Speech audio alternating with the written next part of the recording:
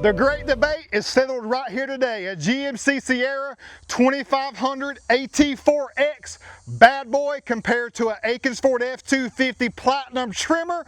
Let's go. I want to start by saying I used to be a Chevy and GMC guy hardcore. My first vehicle was a GMC Jimmy, then a Chevy Silverado 1500. You now know me as a diehard Ford guy, but I still love and appreciate anything great. What GMC has done with the AT4 off-road inspired lineup has really fired me up, and the best way I can describe the AT4 is very similar to our FX4, which gives you more off-road inspired attributes, including skid plate, hill descent control, better approach and departure angle, and other great options. The AT4X goes another level, which you know I love, and gives you an additional 1.5 inches more lift, 35s, even more approach and departure angle, and locking differentials. Just like right next door on the Akins Ford F250, better approach and departure angle, axle vent lines, locking diff, hill descent control, skid plates, 35s as well, and all that power stroke power. We're going to start with the aesthetics first. That's what we care most about. All the nitty-gritty details, I know you all want to hear that, but us as everyday consumers, we want to know the stuff that we care about the most. How it looks, how it drives, the power and capabilities. So let's start there. Now up front, look at the F250. I see this F250 right next door to the GMC. I know this truck is leveled in the front. On the stock Tremor, we're sitting right at 2 inches taller from the factory, but we still have a front side heavy rake, meaning the front is lower than the rear, and they all come that way. I don't like it whatsoever. So the first thing we typically do is level the trucks out, but we still have that long pesky valance down below, and Ford handled that with the Tremor front valance that you see us run all the time. And with this truck here from the factory coming 1.5 inches taller as well, it is not truly leveled like you see it right here. So take note of that first and foremost. From the factory, the truck will not sit like this. Regardless of if it's an AT4 or AT4X, it's going to have a front side lower than the rear. Leveling either truck, even with their off-road packages, that's an easy fix. We got you covered with that. But there's no doubt that this truck, the front end, the grille on the Chevy and GMC now makes the truck appear more bold and distinct up front. Because you look right here, the way the hood comes down, the distance from the bottom of the grille to the top of the grille compared to the GMC and Chevy is definitely a lot shorter. So obviously the front of the GMC and Chevy appears taller already. What we love to do with the Fords though is do certain custom paint variations to make this truck appear taller and more broad, which I can educate that on later too. But just from first glance, even though this truck's leveled, it still has a more bold overall appearance up front, essentially because of that grille. Headlights on the Ford, so unique with the grille rolling into the headlights. I love that. We definitely paint these bad boys, and that big C-shaped daytime running light is so legit too. But I am a fan of the new headlights on the Chevy and GMC. A definite bold daytime running light, LED so bright. Love the scoop on the hood too. So just up front, the GMC has a more bold appearance overall in the stock form. Take note of in the stock form. We can definitely help and elevate here at Wild Willies. Now let's talk power. GMC and Chevy's rolling with a Duramax 6.6 liter turbo diesel 10-speed Allison transmission steel, now pumping out 470 horsepower and 975 pound-feet of torque. I love that. But then you roll right here next door to the legit Ford 6.7 liter Power Stroke turbo diesel, torque shift 10-speed, pumping out 500 horsepower and astounding 1,200 pound-feet of torque. It's the GOAT, giving you 22,000 pounds of towing capacity compared to 18,500 right here. Approach angle on the stock AT4X, not this one, is 31.6 inches compared to 29 here, and departure angle 25.7 versus 21.2. So the AT4X definitely is more off-road capable from a clearance standpoint, and both are running on 35s. This is the stock tire, the Goodyear Wrangler Territory MT on a good looking factory wheel in 305 70/18, so right at a 34.8, but definitely over 12 inches wide compared to our Tremor combo at 285 75/18. The width is not quite there in comparison, but the height is the same. Rolling on Goodyear Wrangler Duratrax. I'm not a fan of either one of these tires, just to let you know that. And an OE stock tire is not made to last as long as an aftermarket tire in a similar fashion. The first thing I would do on both of these trucks, already got the level, but I would definitely change those tires also. Front bumper all glossed up. I love the detail in two-tone just up front. The red tow hooks are a hit too. LED fog versus the Ford right next door. The Ford bumper just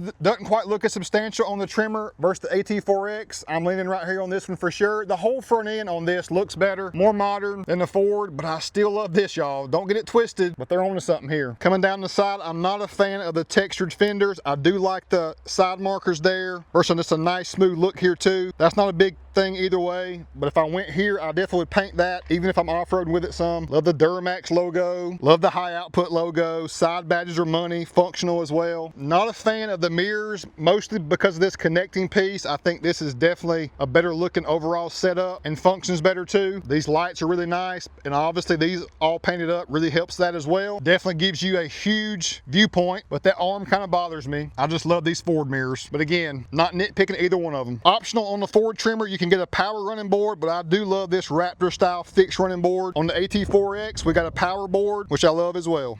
Side bed step. I love you, but I hate you, because Ford copied it and took away the aesthetic of the side right there. Just do a drop down step. Both of y'all, do away with that. Make it look cleaner and have body color right there. Back to the bed. Do away with that. Do this little Ant Research drop down step. Just do away with that. Now out back, I'm digging that. Very functional. Makes a lot of sense. Very convenient on both trucks. Taillights on the GMC are more detailed as far as appearance overall from first glance, but both are a very high level LED taillight that are so legit and super bright. Don't get me started here. The Platinums of old had the actual legit applique. Now they just say Super Duty. Never had an applique on the GMC, but they do have their multifunction tailgate, which I am a fan of. Works very well. This top part drops down in case you're hauling lumber. Easier there for sure.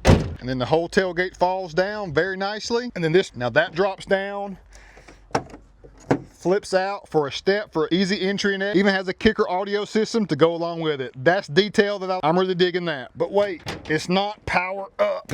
And it is kind of heavy. More simplistic on the Ford. I do like the spring assist. It drops down more subtly. And you've got your nice little bed step. We don't have all the other little fancy stuff that we got there.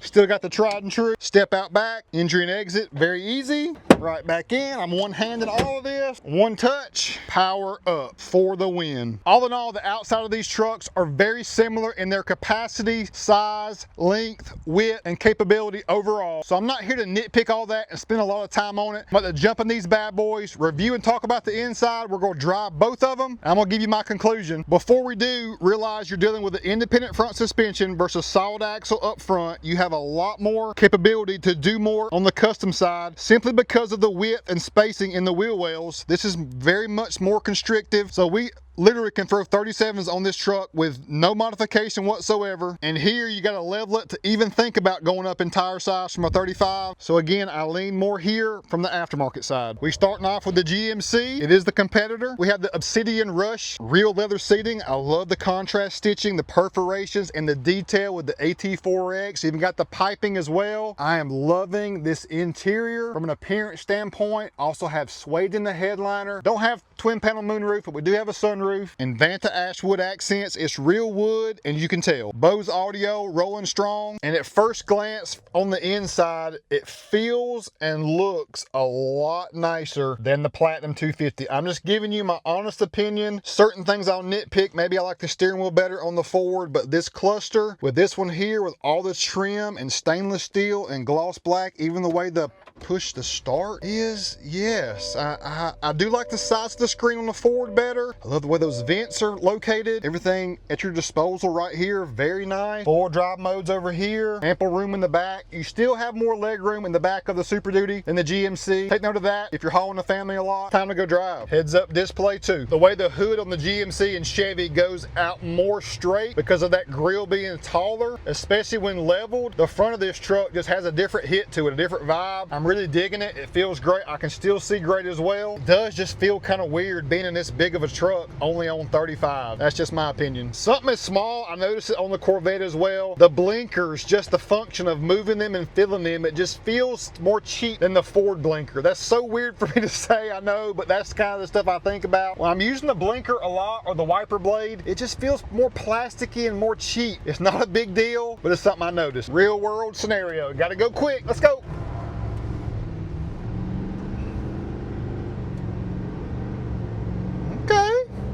Respect. I'm digging it. First time in the newly equipped with a little bit more power and torque. I'm loving it. One of my favorite parts is got the rear view camera or the normal mirror on the flip of the bottom right there. I do love that. This has been a big thing of mine on the Chevy and GMCs recently, and it's still the same on this 2024. Seat comfort. The seat is just definitely not as soft. It's a little harder, stiffer, doesn't support my lower back on the sides as much, not as bolsterous, just definitely not as comfortable. That's a huge thing, y'all. If you don't have a seat that can be supportive and comfortable, whether you're going 10 minutes or 10 hours, that's a negative. I like the forward center console area better. It's a better use of space with the sliding tray there for 4 cup holders or added storage. This trailer brake control needs to be over here somewhere. They could improve on that. And the center console is nice, but not quite as big as the Ford as far as storage. Does have a console vault, which is great.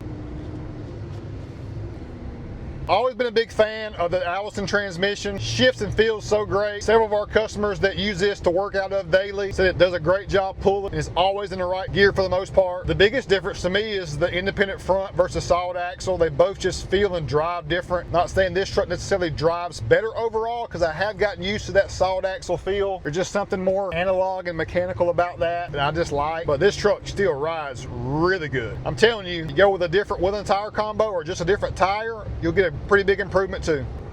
Rolling. Very impressed with this truck overall from an aesthetics and performance standpoint. Definitely a solid and viable option. With the lane keeping system, my butt vibrates either left or right, how much I'm going over the white line or the double yellow. I love the haul, y'all. I get after it, and I'm not always in between those lines every second of every time I'm driving. I know you probably feel me on that. Back of the dealership, in the back seat of the GMC, looking at leg room, didn't move my seat at all, got it right where I needed. Adequate space and room overall, 3 to 4 inches from my knee to the back of the seat, but the back of this seat is pretty daggum hard. I'm just telling you, the Ford seats are more comfortable. The rear seats of the Ford Super Duty are not as comfortable as the rear seats in the Raptor or the F-150, but through and through, I'm telling you, before I jump in the Ford, the seats on the Ford front to back are more comfortable, and you got more leg room overall in the rear of the Ford too. In the back seat of the Ford Super Duty, look right here, y'all. Got the seat right where I need it. We had 4 inches in the GMC. I got about 8 right here, maybe 9, maybe 10, maybe a foot. So much leg room in the back of the Ford Super Duty, and the seats are more comfortable. As I've told you time and time again, they're just softer. They're not near as firm front to back. I already know what I'm getting into right here, and I love it. There's not as much stainless steel or even real wood. And I will say the leather on the Platinum and Platinum Plus and King Ranch is so soft, and again, I love the steering wheel better, but the overall look and vibe on that GMC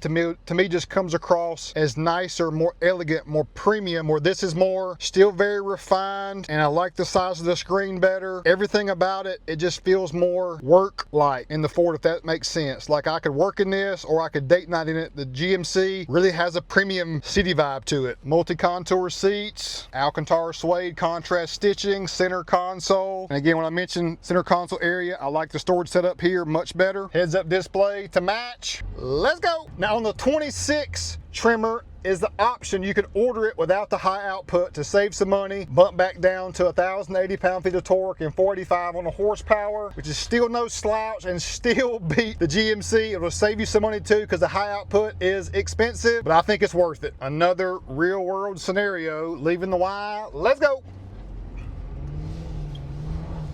Now both of them bark the tire, which I love, but you can just tell the high output's there. It's just slightly there more, and that's all you need to know. It's slightly more there, and it just puts you back in that seat even harder. So much power. I'm at 36,000 miles on my 24 Limited, so I know exactly what this truck is, and I love and appreciate it so much. I appreciate both of these trucks. Getting to put my hands on them today, share them with you, and both are closer than I thought after spending time with both of them, and it probably really comes down to brand loyalty. If you're a Chevy guy or a GMC guy, you need to stick with your product, because it's definitely worthy. It's definitely great. Obviously, if you're a Ford guy, you can be very happy with what you got right here. But for those of you that can be swayed or persuaded, check out my final thoughts. Whew, that was a ton of fun, y'all. I love both of these trucks. Both have revealed to me they have pros and cons between the two of them. My final verdict tends to fall right here on the Ford Super Duty, essentially because of the ride quality, capability, power, and overall looks and aesthetics. We were just able to do more with this truck compared to this one, even though I would love to get my hands on this one too. I want to leave you with custom is greater than stock, so both of these trucks are great in their own right, but they also both need a lot of help from your boy and us at Wild Willies Custom custom accessories. Always pushing the envelope to go next level. We see our manufacturers do it every day, and we go do it too. I love you all. God does too. I've been so blessed to be in this industry that I truly love, to get to connect with you all great people, and hopefully my attitude and actions showcase my love for my Lord and Savior Jesus Christ. With the passing of a great American patriot in Charlie Kirk, it has made me come forward even more, be more firm in my beliefs, and speak about it even more, because I talk about how much I love things of this world all the time, but the one that created the world and everything in it, I gotta spread the word. I have to. Looking from a Heavenly Father perspective, I'm not put here on this earth just to do this. I've been given this platform, and I'm not perfect. I'm not as intelligent as Charlie Kirk. I don't feel worthy to tell you this day in and day out, because I'm a sinner just like you are. But I do know the only way to fix all of that is to trust in the Lord. I love you all so much. I want us all to be in heaven one sweet day. Just had to end there, y'all. Thanks so much for watching again. Hope you enjoyed this review, and I hope it helped you make your decision-making process that much easier. Here for everything auto, all the time. Real deal. Peace out.